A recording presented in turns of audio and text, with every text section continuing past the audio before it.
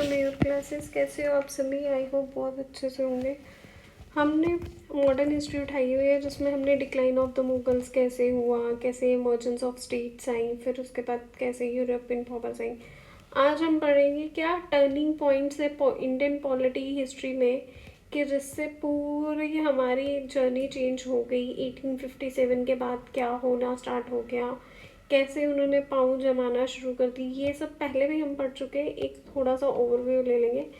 जैसे 1757 से लेकर 1858 के बीच में बैटल ऑफ प्लासी हुई। पहला इंसिडेंट हुआ बैटल ऑफ प्लासी 1757 में। ये क्या था? एक बिगनिंग थी पॉलिटिकल कंट्रोल की। इवेंट क्या हुआ इसमें? ईस्ट इंडिया कंपनी ने किसको हराया? सिराज उद्दौला को। किसकी हेल्प से? मीर जाफ़र। क्यों? मीर जाफ़र क्या बनना चाहता था? राजा, नवाब बनना चाहता था। यहाँ से स्टार्ट हुआ political dominance of British company का। अब अगर आप अपने घर के बारे में लोगों को बताना शुरू कर दोगे, बोलना शुरू कर दोगे, यार मुझे तो इस पोजीशन पे बैठना है, अपने घर पे मेरी ये पोजीशन होनी चाहिए, तो वो आपको सलाह देना शुरू कर देगा, आपको आइडियाज़ देना शुरू कर देगा, आप उसकी हेल्प लेना शुरू कर दोगे। जब आपने हेल्प लेना शुरू कर दी तो क्या हो जाएगा? आप अपने ही लोगों को हराना शुरू कर दोगे।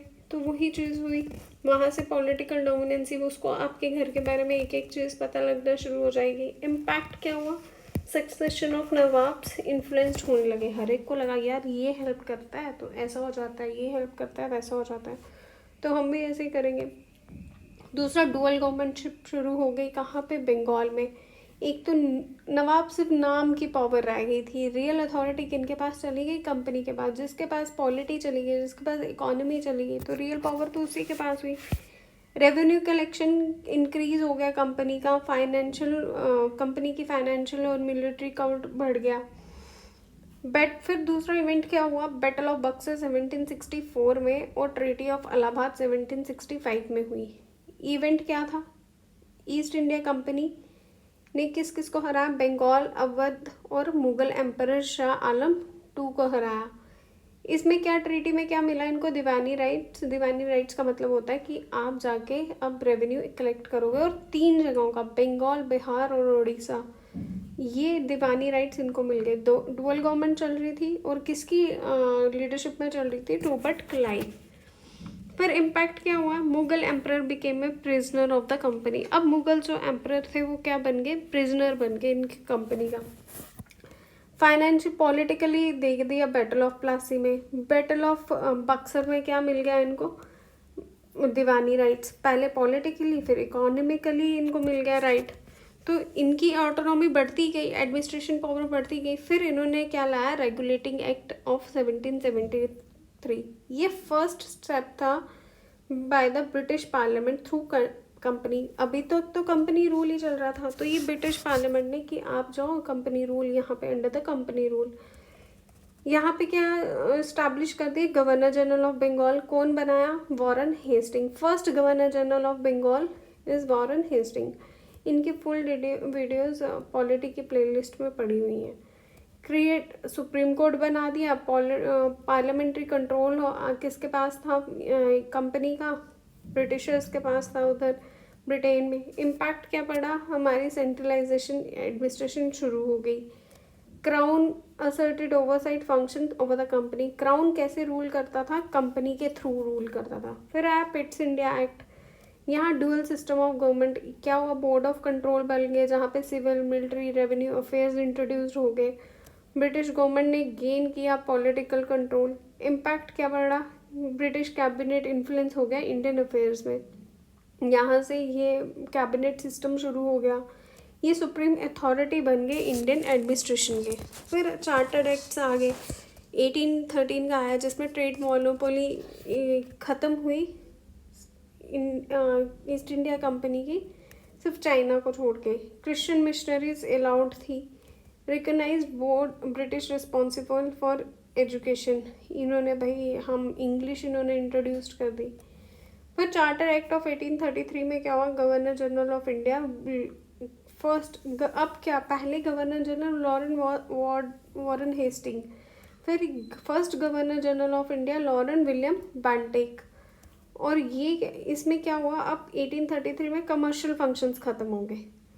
अब employment of Indians in government अब लीगलाइज कर दिया कि इंडियंस को भी लाएंगे हम गवर्नमेंट में। अब 1833 में ही क्यों हुआ, क्योंकि 1813 में 20 साल तक इन्होंने इंग्लिश फीड की लोगों के दिमाग में कि इंग्लिश ये बोलेंगे तो हमसे इंग्लिश में बात करेंगे, हमें इजीली समझने में हेल्प हो जाएगी। अगर हमें हेल्प हो जाएगी तो हम इजीली ये इनको कंट्रोल कर सकते हैं। एक लैंग्वेज बहुत बड़ा रोल प्ले कर रही थी। फिर चार्टर एक्ट ऑफ 1853, क्योंकि इंडिया क्या है, डाइवर्स कंट्री है in terms of language, in terms of खाना, इन टर्म्स ऑफ एनवायरनमेंट। तो लैंग्वेज में अगर एक जगह की लैंग्वेज सीखते थे, दूसरी जगह की दूसरी लैंग्वेज हो जाती थी। तो इन्होंने क्या किया कि इंग्लिश इसलिए इंट्रोड्यूस की कि एक ही लैंग्वेज चलेगी और हम इजीली समझ पाएंगे और इजीली डोमिनेट भी कर पाएंगे उनको। मैनिपुलेशन शुरू हो गई। 1853 में ओपन कंपटीशन रख दिया इंडियन सिविल सर्विसेज के लिए। सेपरेट लेजिस्लेटिव और एग्जीक्यूटिव फंक्शन गवर्नर जनरल का काउंसिल आ गया। अब एडमिनिस्ट्रेटिव रिफॉर्म्स और कोडिफिकेशन क्या है, इंडियन पिनल कोड आ गया 1858 में, मैकॉलेज लीगल रिफॉर्म्स आ गए, criminal laws, uniform civil and criminal laws replaced होने लगे, वेस्टर्न स्टाइल ब्यूरोक्रेसी आ गई, जुडिशरी पुलिस को इंट्रोड्यूस किया, शिफ्ट हुए पैरामेटोरियल गवर्नेंस से रूल बेस्ड एडमिनिस्ट्रेशन में। रहा डॉक्ट्रिन ऑफ लैब्स।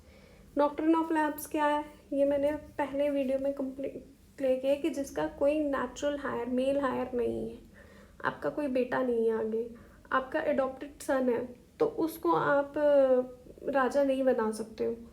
ये लॉर्ड डलहौजी ने लाया और इससे कितनी बहुत सारी, जैसे झांसी सतारा जैसी इन्होंने जो स्टेट्स थी उनको एनेक्स्ट कर दिया, उनको ब्रिटिश के उधर ले लिया। फिर यही की कंट्रीब्यूशन डॉक्ट्रिन ऑफ लैब्स की वजह से एक मेन कंट्रीब्यूशन था रिवोल्ट ऑफ 1857। अब टर्निंग पॉइंट कब आया, 1857 में जब फर्स्ट वॉर ऑफ इंडिपेंडेंस हुई। फेलियर ऑफ कंपनी रूल आया, सपॉइज पीजेंट्स, जमींदार, प्रिंसेस, हर कोई अगेंस्ट हो गया कंपनी रूल के, मिस रूल के। अब किसके पास कंट्रोल चला गया, डायरेक्ट क्राउन के पास। फिर आया गवर्नमेंट ऑफ इंडिया एक्ट 1858 जिसमें कंपनी रूल ख़त्म हुआ, डायरेक्टली ब्रिटिश क्राउन रूल करेगा। सेक्रेटरी ऑफ फॉर इंडिया बन गया, secretary for state and 15 member की काउंसिल बन गई इंडिया में। अब गवर्नर जनरल को क्या बना दिया गया, vice Roy of India.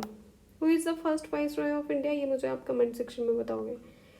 Impact क्या बढ़ा, centralisation of authority, centralise bureaucracy हुई, स्ट्रॉन्ग इफेक्टिव कंट्रोल हुआ over provinces, alienation of Indian representation in governance limited हो गई, मतलब लिमिटेड इंडियन रिप्रेजेंटेशन होने लगी।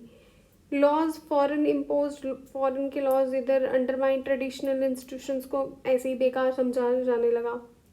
Legal uniformity, customary religious law codified होने लगे। इंट्रोडक्शन ऑफ वेस्टर्न लीगल और एडमिनिस्ट्रेशन सिस्टम की इन्होंने इंट्रोडक्शन की। फिर rise of Indian political consequences आ गए, मतलब ये बोलते थे हम तुम्हें ना जगाने आए हैं, तुम बेवकूफ़ हो, तुम्हें कुछ नहीं आता, तुम्हें खाना भी नहीं खाना आता। हाँ, जिन्होंने दुनिया को खाना दिया, जिन्होंने दुनिया को पढ़ाई दी, जिन्होंने दुनिया को सब कुछ सिखाया, वो हमें सिखाने चले थे। वो बोलते ना मेरी बिल्ली मुझे ही कोई म्याऊं। Led the foundation for Indian National Congress established 1885। भाई जम्मू कश्मीर ने पोस्टें निकाली हैं 75, किसकी, नायब तहसीलदार की, सिंगल पेपर है। और जम्मू कश्मीर में क्या बोल दिया गया है कि जो उर्दू है वो कंपलसरी क्वालिफाइंग नेचर होना चाहिए। अब जम्मू कश्मीर में एक प्रॉब्लम है, जम्मू प्रोविंस पढ़ता है हिंदी और कश्मीर प्रोविंस पढ़ता है उर्दू। तो कि कहाँ से जम्मू के साथ अनजस्टिस नहीं हो रहा है। फिर बोलते हैं कि जम्मू के साथ भी मतलब अनजस्ट क्या ही है, दोनों एक ही जगह है। भाई नहीं है, देखो कितना अनजस्ट होता है सिर्फ जम्मू रीजन के साथ, कि हिंदी इग्नोर कर दी और उसको क्वालिफाइंग रख दिया। कोई डॉक्यूमेंट नहीं मांग रहे हैं, कोई कुछ नहीं मांग रहे हैं। अभी बच्चे कहाँ जाके उर्दू सीखने बैठेंगे? इज़ इट पॉसिबल कि अभी वो 2 महीने में 3 महीने में उर्दू सीखना, अच्छा लिखना भी है एंड पढ़ना भी है। या तो आप ये प्रोविज़न हटा दो। ये तो मज़ाक हुआ ना जम्मू के स्टूडेंट्स के साथ, उनका उनका फ्यूचर थोड़ी है। जहाँ वो तो भाई कश्मीर के आगे क्या है। जम्मू को तो वैसे ही नहीं कुछ समझ आ जाता, टूरिज़्म वैसे ही डाउनग्रेड किया गया हुआ है, अब ऐसे डाउन करेंगे। करंट अफेयर में देखा जाए जैसे अबॉलिशन ऑफ आर्टिकल 370 है, ये भी सेंट्रलाइजेशन अथॉरिटी पे डिबेट हुई, कॉलोनियल लीगलेसी थी यहाँ पे। फिर NEP नेशनल एजुकेशन पॉलिसी 2020, हमने डी कॉलोनलाइज किया जो तब की पढ़ाई का सिस्टम आ रहा था। हिस्ट्री में पॉलिटी में यूज़ कर सकते हैं। कंक्लूजन क्या है, बिटवीन 1757 और 1850 बीच में ईस्ट इंडिया कंपनी ने अपनी पावर किसको, सॉवरेन पावर किसको ट्रांसफ़र कर दी, मतलब क्या शुरू फाउंडेशन डाल दी थी ब्रिटिश कॉन्स्टिट्यूशन की, और फिर इसने ट्रांसफ़र किसको कर दी, क्राउन को कर दी। पहले क्राउन इनडायरेक्टली कंट्रोल कर रहा था और 1858 में वो डायरेक्टली कंट्रोल करने लगा लीगली, पॉलिटिकली, एडमिनिस्ट्रेटिव सिस्टम में। ये यूपीएससी के पॉसिबल मेन क्वेश्चंस हैं। अब इंडियन एडमिनिस्ट्रेशन में क्या चीज़ चेंज हुई, ये सेम ही है, बस इसका इम्पैक्ट है। Governor of Bengal governor general of बन गया, ये थोड़ा सा ज़्यादा इलेबोरेटेड फॉर्म में, इसको एक बारी पढ़ लेना, ठीक है। बाकी तो जो ऊपर है वैसे ही पढ़ाया हुआ है, मतलब इसमें थोड़ा सा जैसे मैं कॉलेनिक अप्लाई यहाँ पे, ये यहाँ से, हाँ, social policy unitary abolition of sati हुआ 1829 में, विडो री मैरिज आया 1856 में, एफर्ट्स डाले गए stop child marriage, female infanticide, reforms आए, रिलीजियस रिफॉर्म्स चल रहे थे, ब्रह्मो सोशल रिलीजियस रिफॉर्म मूवमेंट्स चल रही लगी, जैसे ब्रह्मो समाज से कंट्रीब्यूट हुआ 1857 के रिवोल्ट में। एजुकेशन पॉलिसी में देखा जाए तो मैकॉले मिनट ने प्रमोट की इंग्लिश एजुकेशन को 1835 में। वुड्स डिस्पैच 1854, क्या है Wood's dispatch, modern education system, English medium होना चाहिए, वेस्टर्न स्टाइल का करिकुलम होना चाहिए, यूनिवर्सिटी एस्टैब्लिश हुई कलकत्ता, बॉम्बे और मद्रास में। वर्ल्ड की फर्स्ट यूनिवर्सिटी आपको पता है कौन सी है, और वो इंडिया में थी, उसका नाम मुझे बताना, और किसने उसको जला दी था। इम्पैक्ट क्या बढ़ा, इंग्लिश एजुकेटेड इंडिया एलाइट बन गया, भाई इन्होंने इंडियंस को एलाइट बना दिया। संस्कृत से ही इंग्लिश एजुकेशन निकली है, ये समझ लो। ये क्वेश्चंस है, इन क्वेश्चंस को ट्राई कर लेना, दैट्स इट। ये था क्या टर्निंग पॉइंट था। Thank you very much, Radhe Radhe.